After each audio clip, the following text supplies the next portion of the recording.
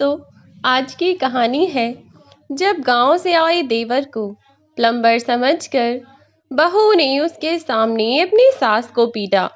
तो उस लड़के ने दिमाग लगाया और अपनी भाभी को ऐसा सबक सिखाया कि उसके होश ठिकाने आ गए। आखिर क्या किया उस लड़के ने ऐसा, आइए जानते हैं आज की इस कहानी में। मोहिनी, ओ मोहिनी, सुनती हो क्या? अरे मैं तुम्हें कब से आवाज लगा रहा हूँ। विनय बाहर खाट पर बैठकर जूते पहनता हुआ चिल्ला रहा था। अंदर से मोहिनी बोली, हाँ हाँ सुन रही हूँ। अरे जल्दी से टिफिन लगा कर दे दो। तुम्हें पता है ना कि मैं रोज लेट हो जाता हूँ, फिर भी तुम खाना बनाने में इतना लेट कर देती हो। जब तुम्हें पता है कि मुझे रोज ऑफिस टाइम से जाना होता है, तो तुम टाइम से खाना नहीं बना सकती हो क्या? बस 2 मिनट दो मुझे, मैं अभी खाना लेकर आती हूँ।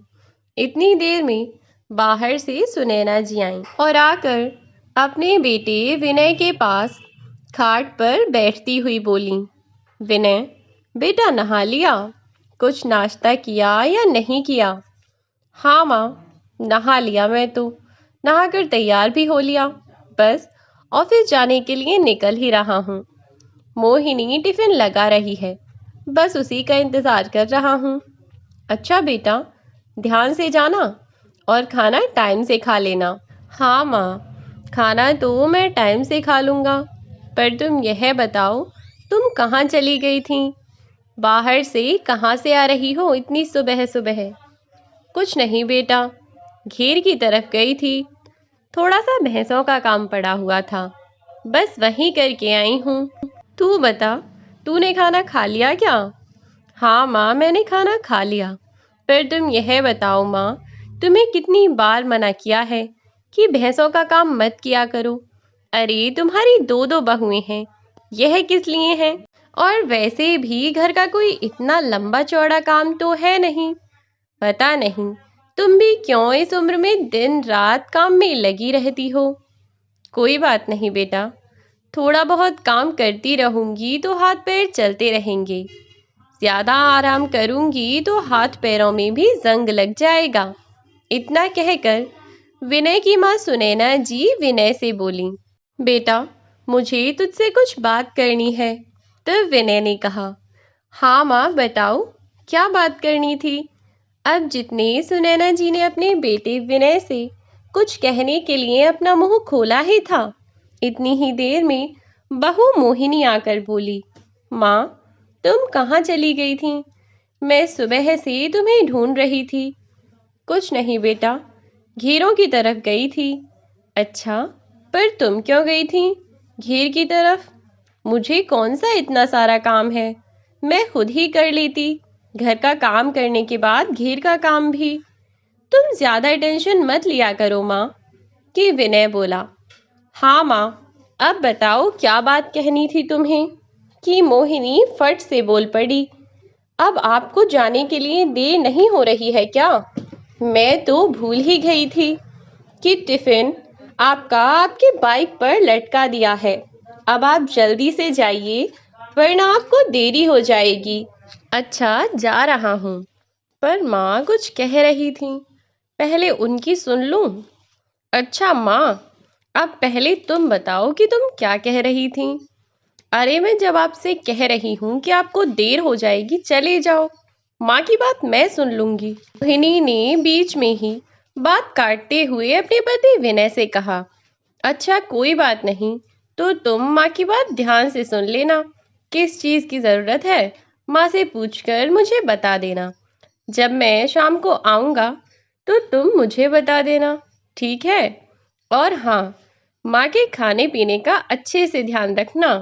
कल वह दाढ़ में दर्द बता रही थी, हो सकता है उनसे रोटी न खाई जाए, तो उसके खाने के लिए दलिया बना देना। मैं जा रहा हूँ, तुम संभल कर जाओ। मोहिनी ने इतना कहा, विनय वहां से चला गया और मोहिनी ने अपनी सास के बाल पकड़कर पीछे से खींचती हुई बोली, क्यों बुढ़िया, क्या बताने जा रही थी अपने बेटे को? सारा डर बाहर निकल गया है क्या तेरा? या तुझे यह भी पता नहीं है कि मैं तेरा क्या हाल कर सकती हूँ? क्या कह रही थी अपने बेटे से? अब बोल ना, बोल, मुझे बता क्या कहना था तुझे। कुछ नहीं बेटा, मैं कुछ नहीं कहूंगी अपने बेटे से। तू बाल छोड़ दे, दुख रहे हैं मेरे बाल। मैं तेरे हाथ जोड़ती हूँ बहू, तू जैसा कहेगी मैं आज के बाद ऐसा ही करूंगी। पर बेटा, मुझे छोड़ दे, मेरे बाल बहुत दुख रहे हैं।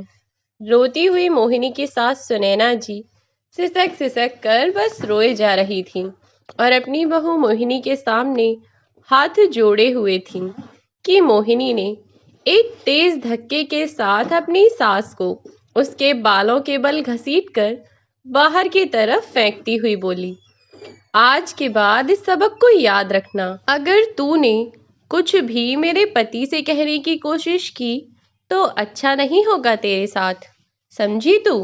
बुढ़िया कहीं की। सुनैना जी ने हाँ में गर्दन हिला दी और बहू मोहिनी उनकी तरफ घूरती हुई वहां से चली गई। और उसके जाने के बाद सुनैना जी ने अपने बालों को हाथ लगाया और उनको सहलाने लगी, क्योंकि बहू ने तो पूरी जान से बेचारी सुनैना जी के बाल खींचकर उन्हें घसीटा था। बेचारी वहां से उठी और अपने कमरे में जाकर रोने लगी। बेड पर लेटने के बाद न जाने कब उनकी आंखें लग गईं। अब जब उनकी आंखें खुलीं तो शाम हो चुकी थी। वह घबराकर जल्दी से उठी और फिर बाहर आईं। बहू ने आवाज लगाई, हो गई नींद पूरी महारानी की? अरे बूढ़ी, तुझे तो शर्म है नहीं? कम से कम यूं ही सोच लेती कि मैं पूरे दिन घर का काम करूं। तू तो कुछ करती नहीं है। शाम हो गई है, अपनी बहू के लिए एक कप चाय ही बना दे। देख मत, अब चल, जल्दी से एक कप चाय बनाकर मुझे दे दे। और हाँ, चाय बनाने के बाद में फिर जल्दी से सब्जी काट कर बना दे और आटा लगा करके रख देना। जल्दी जल्दी हाथ चला ले और फिर जितना भी काम तुझे बताया है उस सारे काम को अपने बेटे के आने से पहले खत्म कर दे। जब वो आ जाएंगे तो खाना मैं बना कर दे दूंगी। बहू के इतना कहने के बाद सुनैना जी बेचारी अपने घर के कामों में लग गईं। और फिर जब सब्जी काटने के बाद सुनैना जी सब्जी को छौंकने के लिए जा ही रही थी कि उनका बेटा आ गया। जैसे ही मोहिनी ने विनय की बाइक की आवाज़ सुनी कि बहू भागकर किचन में गई और अपनी सास का हाथ पकड़कर बाहर लाकर सोफे पर बैठा दिया और जल्दी से भागकर फिर से रसोई में गई और चाय का कप लाकर अपनी सास के हाथ में थमा दिया। बस फिर क्या था, अब सुनैना जी को कुछ समझ ही नहीं आ रहा था। वे सोचने लगीं, आखिर बहू को अचानक से ऐसा क्या हो गया कि वह मेरी इतनी सेवा करने लग गई। अभी तक तो चाय भी मुझे ही इसको बनाकर देनी थी, फिर मिनटों में अचानक से इतना बदलाव कैसे? सुनैना जी यह सब सोच ही रही थीं कि बाहर से उनका बेटा विनय उन्हें आता हुआ दिखाई दिया। अब सुनैना जी को समझ आया कि बहू उनके बेटे विनय को दिखाने के लिए सब नाटक कर रही है ताकि वह अपने पति की नज़रों में अच्छी बनी रहे। विनय को देखते ही मोहिनी बोली, अरे आ गए आप कब आए? देखिए ना, मुझे तो पता ही नहीं चला कि आप आ भी गए। वो माँ जी के पैरों में थोड़ा दर्द हो रहा था तो मैंने सोचा कि क्यों ना माँ जी को चाय दे दूं और साथ ही मैं उनके पैर भी दबा दिया करूंगी। इससे माँ जी को भी थोड़ा अच्छा लगेगा। मोहिनी की बातें सुनकर विनय मन ही मन सोचने लगा कि मेरी पत्नी कितनी अच्छी है, मेरी माँ का कितना ख्याल रखती है। और बस यही सब सोच ही रहा था कि मोहिनी बोली, क्या आप भी चाय पियेंगे? आप बैठो, मैं अभी गरम चाय बना कर लाती हूँ आपके लिए। इतना कहकर मोहिनी वहां से चली गई। विनय अपनी माँ सुनैना जी से बोला कि माँ, आप ठीक हैं? कोई दिक्कत तो नहीं है? आपने मोहिनी को बता दिया ना? क्या बताना था आपको सुबह मुझको? सुनैना जी बोली, मैं अच्छी हूँ बेटा, और जिसके तुम जैसे बेटा हो, उस माँ को भला किस चीज़ की ज़रूरत हो सकती है। तुम और बहू मेरा कितना ध्यान रखते हो। बहू तो दिन रात मुझे अपनी पलकों पर बिठाकर रखती है, कभी भी कुछ भी नहीं कहती। मेरे एक इशारे से ही मेरे सारे काम हो जाते हैं। दिन रात मेरे पैर दबाती है, खाना बनाकर गरम गरम परोस कर देती है, मेरे कपड़े मुझे हाथ में धोकर देती है। और मुझ बूढ़ी औरत को इस सब के अलावा क्या ही चाहिए। मैं तो बस भगवान से यही दुआ करती हूँ कि 2-4 दिन की जिंदगी बची है, बस वो ऐसे ही इज्जत से सुख से काट दे तो बहुत अच्छा होगा। विनय को भी लगा कि सच में शायद उसकी माँ की उसकी पत्नी इतनी सेवा करती होगी जितना उसकी माँ ने उसे बताया है। वो क्या जानता था कि काम तो सब ऐसे ही होते हैं जैसे उसकी माँ ने उसे बताया था। बस फर्क इतना सा था कि काम उसकी पत्नी की जगह उसकी माँ किया करती थी, और उसकी गैर हाजिरी में उसकी पत्नी उसकी माँ से घर के सारे काम करवाया करती थी। और बस यही सब उसकी माँ उससे कहना चाहती थी, लेकिन कभी कह नहीं पाती थी। और अब तो उनकी बहू मोहिनी ने जो बर्ताव उनके साथ आज किया था, उस सब के बाद तो बेचारी बुजुर्ग सुनैना जी में हिम्मत ही नहीं रह गई थी कि वो अपनी बहू के खिलाफ जाकर कोई भी काम करें या कुछ कह सकें, क्योंकि आज जो मोहिनी ने उनके साथ किया, उस बात के लिए तो उन्होंने कभी कल्पना भी नहीं की थी। सुनैना जी ये तो अच्छे से जानती थीं कि उनकी बहू निहायत ही बदतमीज है और उनको हर समय उल्टी सीधी खरी खोटी सुना दिया करती है, लेकिन उन्हें इस बात की भी भनक नहीं थी कि उनकी बहू उन पर हाथ भी उठा सकती है, जो कि आज सुनैना जी के साथ मोहिनी ने कर दिया था। समय अपनी रफ्तार से आगे बढ़े जा रहा था, उधर सुनैना जी के साथ कुछ न बदला। यही सब ऐसे ही चलता रहा।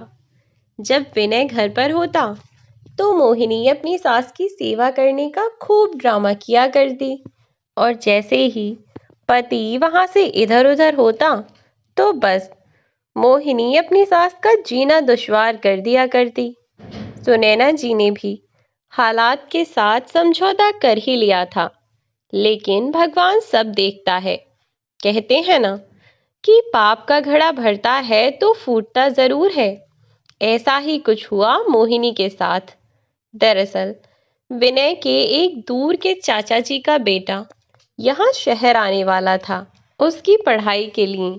विनय के चाचा जी का फोन उसके पास कई दिन पहले आया था, और विनय काम के चलते इसके बारे में मोहिनी को बताना भूल ही गया। ना ही वह इस बात का जिक्र अपनी माँ सुनैना जी से कर पाया। आज सुबह ही जल्दी से तैयार होकर विनय अपने ऑफिस के लिए निकल गया। जब वह अपने ऑफिस जा रहा था कि तब अचानक से उसके पास एक अननोन नंबर से फोन आया, और जैसे ही विनय ने वह फोन उठाया, उधर से उसके चाचा जी का लड़का तरुण उसको प्रणाम करते हुए बोला, प्रणाम भैया, मैं तरुण बोल रहा हूँ। पापा ने आपको बताया होगा ना, दरअसल वो मैंने इसी कॉलेज में, इसी शहर के कॉलेज में एडमिशन लिया है, तो मैं आज यहाँ शहर आ चुका हूँ। अब आप मुझे बताइए कि मुझे घर कैसे कैसे आना होगा। अगर आपको समय हो तो आप मुझे लेने यहाँ स्टेशन पर आ जाते। तब विनय ने कहा, तरुण मेरे भाई मुझे माफ कर दे, मैं तो अब ऑफिस के लिए निकल आया हूँ। और हाँ, चाचा जी ने मुझे बताया तो था, लेकिन काम के चलते मेरे दिमाग से निकल गया। मैं तुझे घर का एड्रेस सेंड कर देता हूँ, तू टैक्सी बुक करके घर चला जा। वहां पर तुझे तेरी भाभी और माँ दोनों मिल जाएंगे। वैसे भी माँ तुझे बहुत ही याद करती हैं। बचपन से माँ ने ही तो हम दोनों को इतना बड़ा किया है। अब तू आ गया है ना, तो उनका भी मन लग जाएगा। वरना मोहिनी पूरे दिन घर का काम करती है और माँ अकेले बोर हो जाती होंगी। अब तुम दोनों 1 से 2 हो जाओगे तो माँ को भी अच्छा लगेगा। उधर से तरुण ने जवाब दिया, हाँ भैया, मैं भी कब से बड़ी माँ से मिलने के लिए बेचैन हो रहा हूँ। और फिर पढ़ाई के कारण मैं आपकी शादी में भी तो नहीं आ पाया था ना। तो मैं तो भाभी से भी नहीं मिला। पूरे गांव में उनकी तारीफ होती है कि भाभी बहुत खूबसूरत है और बहुत अच्छी भी। अब तो मैं बस जल्दी से घर पहुंच जाऊं तो पता लगे कि इस बात में कितनी सच्चाई है। क्या सच में ही भाभी इतनी ही खूबसूरत हैं या बस सब लोग ऐसे ही कहते हैं। और जाने कितने दिन हुए मुझे बड़ी माँ से मिले भी, उनको देखे हुए। पता नहीं कैसी होंगी पागल। बहुत अच्छी हैं। तू नहीं जानता, तेरी भाभी बहुत अच्छी है। वह मेरे पीठ पीछे माँ का बहुत अच्छे से ध्यान रखती है। माँ को तो 1 गिलास पानी भी बेड पर ही देती है। अच्छा भैया, आप मुझे एड्रेस भेज दीजिए, मैं घर पहुंच जाऊंगा। बाय बाय भैया, मिलता हूँ आपसे शाम को। अगर आपका काम खत्म हो जाए तो ऑफिस से जल्दी आ जाना, मैं आपका इंतजार करूंगा। माँ ने गांव से आपके लिए कुछ भेजा है। ठीक है, तू चिंता मत कर। तू घर पहुंच, मैं जल्दी से अपने ऑफिस का काम खत्म करके घर आ जाता हूँ। फिर दोनों भाई आपस में बैठकर खूब गप्पे लड़ाएंगे। और इतना कहकर विनय ने फोन काट दिया और तरुण को अपने घर का एड्रेस व्हाट्सएप पर भेज दिया। उधर तरुण अपनी बड़ी माँ से मिलने के लिए इतना ज्यादा उत्साहित था कि उसके पैर जमीन पर ही नहीं टिक पा रहे थे। वह लगभग जैसे स्टेशन से जल्दी से भागा और टैक्सी पकड़कर विनय के बताए हुए एड्रेस पे पहुंच गया। वह सारे रास्ते बस यही सब बातों को सोचता हुआ जा रहा था जो विनय ने उसे बताई थी। उधर घर में मोहिनी को पता ही नहीं था कि उसके घर उसके चचेरे देवर आ रहे हैं। उसका तो वही ड्रामा शुरू हो गया। विनय के अपने ऑफिस के लिए निकलने के तुरंत बाद उसने अपनी सास के साथ वही रोज वाला बर्ताव शुरू कर दिया। उसने उनके हाथ से खाने की प्लेट छीनी और उसके बाद अपनी सास से घर के काम कराने लग गई। उधर उसके घर के बाथरूम का आज गीजर भी खराब हो गया था और भी 1-2 काम करवाने थे। तो उसने विनय को फोन किया कि प्लम्बर को बुला देना, घर का नल खराब हो गया है। तब विनय बोला, ठीक है, मैंने फोन कर दिया है, कुछ ही देर में प्लम्बर आता ही होगा। मैंने उसको फोन कर दिया है, वह कह रहा था कि 10 मिनट में पहुंचता ही होगा।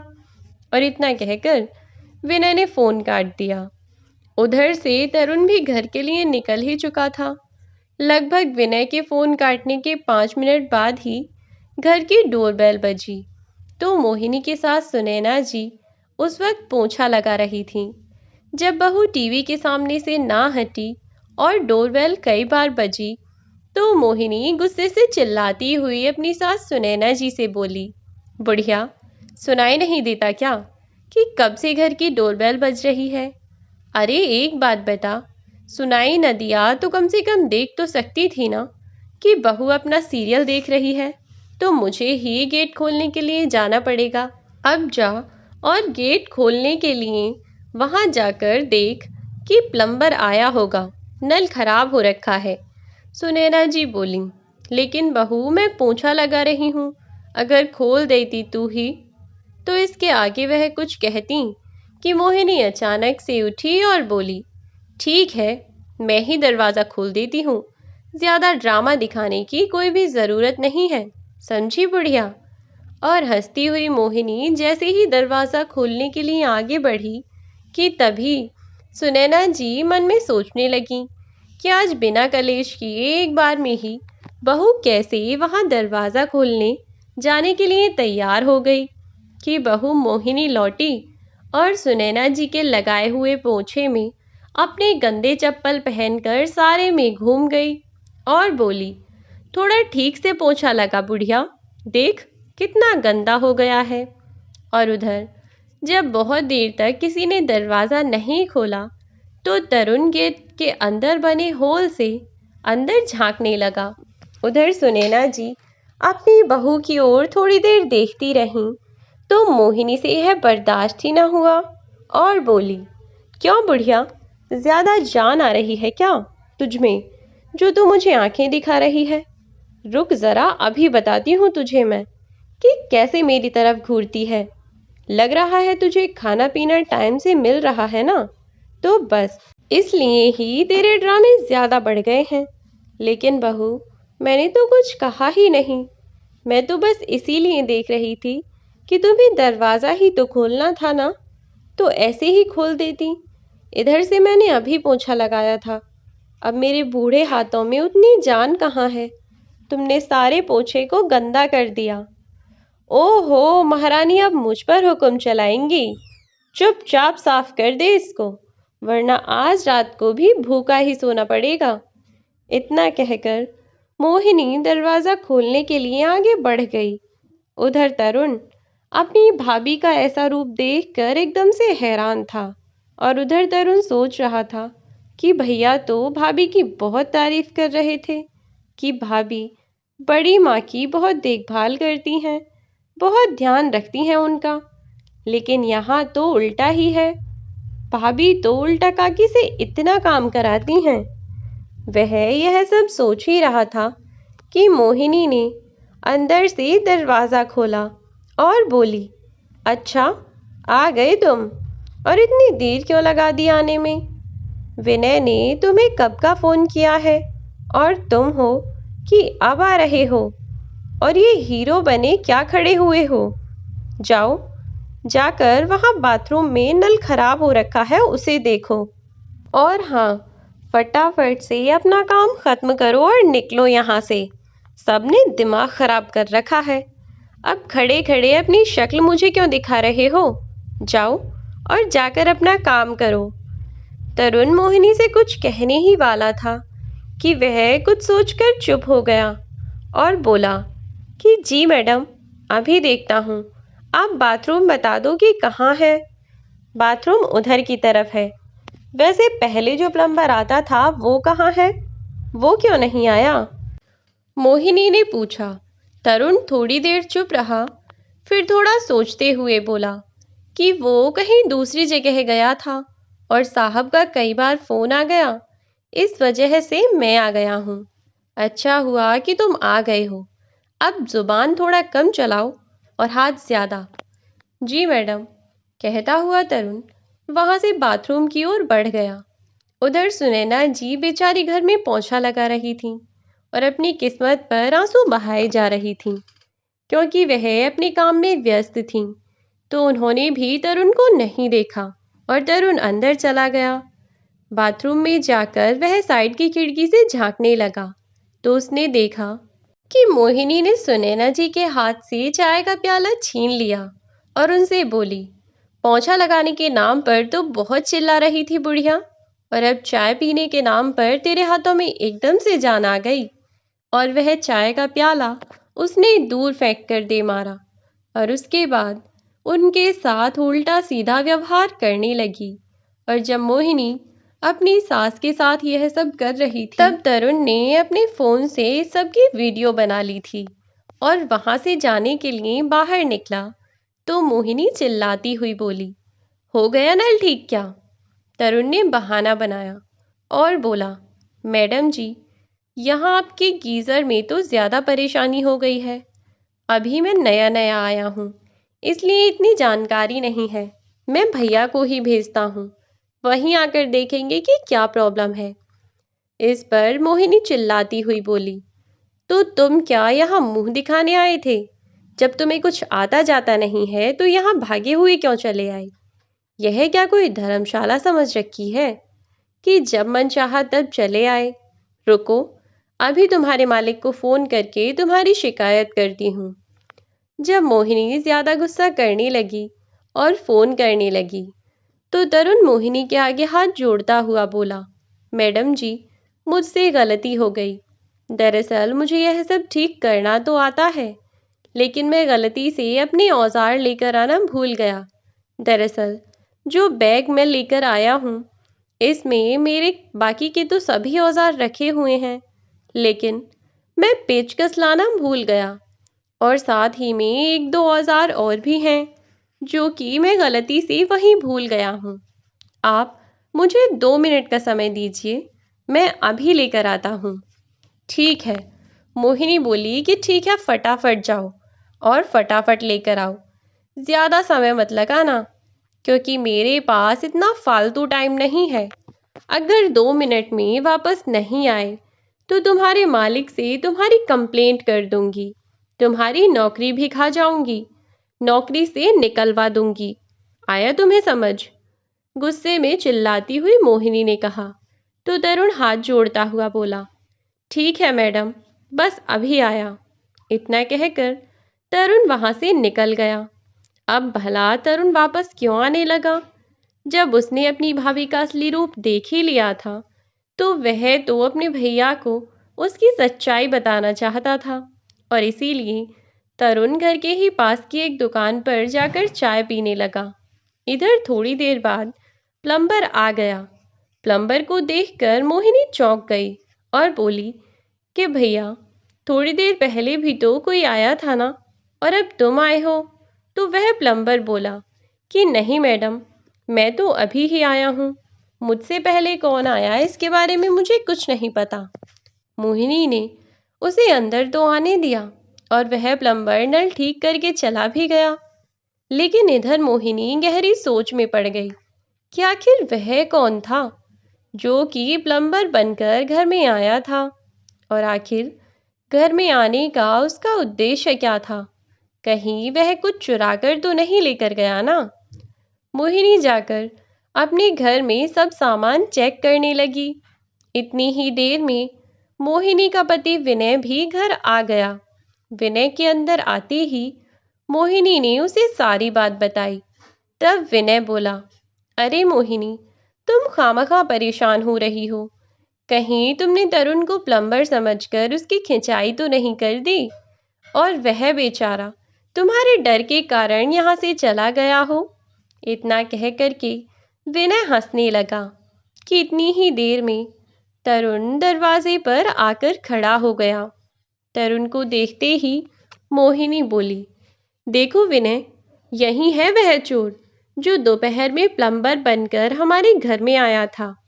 इतना कहती कहती मोहिनी जैसे ही तरुण की ओर बढ़ी कि विनय ने उसे रोक लिया और तरुण को अंदर बुलाता हुआ बोला, अरे तरुण, क्यों अपनी भाभी के साथ मजाक कर रहे हो? बता क्यों नहीं देते कि तुम कौन हो? और हंसते हुए मोहिनी से बोला कि तुमसे किसने कहा कि यह प्लम्बर है? अरे, यह तो मेरा भाई है। मेरे दिमाग से ही निकल गया इसके बारे में तुम्हें बताना।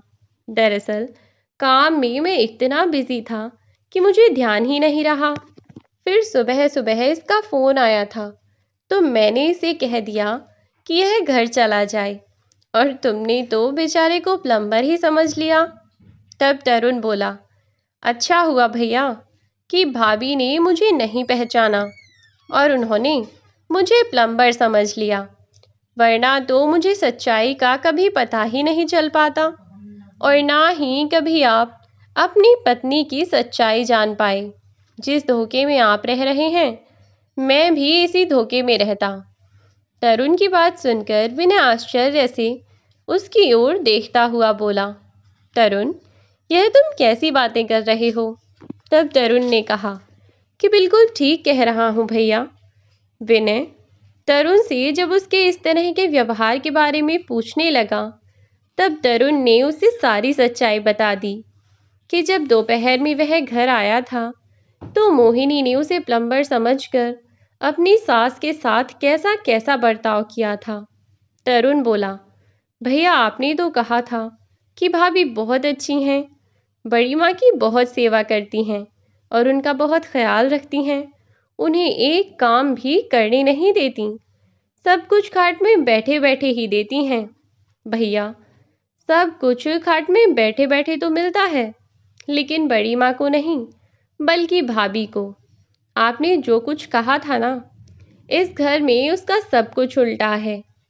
बड़ी माँ पूरे दिन घर में ही नौकरों की तरह काम करती रहती हैं जबकि भाभी किसी महारानी की तरह पूरे दिन पड़े पड़े आराम से कभी बेड पर तो कभी सोफे पर बड़ी माँ को ऑर्डर ही देती रहती हैं। तरुण की बात सुनकर नाराज होता हुआ विनय बोला, यह क्या बकवास कर रहा है तरुण? मैंने तुझे से अपनी बीवी की तारीफ क्या की? तू तो मुझे उसके खिलाफ भड़काने लगा। मेरी बीवी कभी ऐसा नहीं कर सकती, और फिर अगर वह ऐसा कुछ करती तो माँ ने उसके बारे में मुझे बताया होता ना। मेरी माँ भी उसकी दिन रात तारीफ करती हैं। इस पर तरुण बोला, हाँ भैया, वह तो करेंगी ही, क्योंकि उन्हें अपनी जान जो प्यारी है। आपको सच्चाई बताकर उन्हें अपनी जान जोखिम में थोड़ी डालनी है। इस पर विनय चौंकते हुए तरुण को देखने लगा और फिर एक बार उसने मोहिनी की तरफ देखा तो मोहिनी हकलाती हुई सी बोली, नहीं विनय, यह लड़का झूठ बोल रहा है। मैंने ऐसा कुछ नहीं किया। भला मैं माँ जी के साथ ऐसा क्यों करूँगी? तब तरुण बोला, क्योंकि आप केवल भैया के सामने अच्छा बनने का दिखावा करती हैं और उनकी पीठ पीछे आप बड़ी माँ के साथ बहुत बुरा बर्ताव करती हैं। जब तरुण ने चिल्लाते हुए अपनी भाभी से यह कहा तो गुस्से में विनय तेज आवाज में बोला, बस तरुण, सारी तमीज बेच खाई है क्या? अपनी भाभी से इतनी बदतमीजी से बात कर रहे हो? तब तरुण बोला, भैया, अगर आपको मेरी बातों पर विश्वास नहीं होता तो यह देखिए। इतना कहकर उसने अपने फ़ोन में रिकॉर्ड की हुई वीडियो अपने भाई को दिखा दी, जिसमें साफ साफ दिख रहा था कि मोहिनी अपनी सास को बुरी तरह पीट रही थी और उसे धमका रही थी कि वह विनय को कुछ न बताएं। साथ ही खुद महारानी की तरह पड़ी हुई थी, जबकि उसकी सास घर के काम में लगी हुई थी। यह सब देखने के बाद तरुण बोला, भैया, अगर आपको यह सब भी झूठ लग रहा है तो आप एक बार खुद बड़ी माँ से पूछ लीजिए कि यह वीडियो सच है या झूठ है। उस वीडियो को देखकर तो जैसे विनय के पैरों तले जमीन ही निकल गई थी। वह उस वीडियो को देखकर बहुत भावुक हो गया था कि उसकी पत्नी उसकी माँ के साथ कैसा बर्ताव करती है। वह यकीन ही नहीं कर पा रहा था कि उसके होते हुए उसके अपने घर में उसकी माँ के साथ ऐसा बर्ताव हो रहा है। वह माँ की ओर देखता हुआ बोला, माँ, इस वीडियो में जो कुछ भी दिखाई दे रहा है, क्या यह सच है? इस पर उसकी माँ ने हाँ में गर्दन हिला दी तो विनय अपनी माँ से कहने लगा, माँ, जब मैं आपसे उस दिन पूछ रहा था कि आप मुझे क्या बताना चाहती हैं, तो आपने मुझे कुछ क्यों नहीं बताया? आप अपनी बहू से इतना डरती थीं कि आप कभी भी मुझे कुछ नहीं बता पाईं। इसकी इतनी हिम्मत थी क्या कि यह मेरे सामने आपको हाथ भी लगा देती?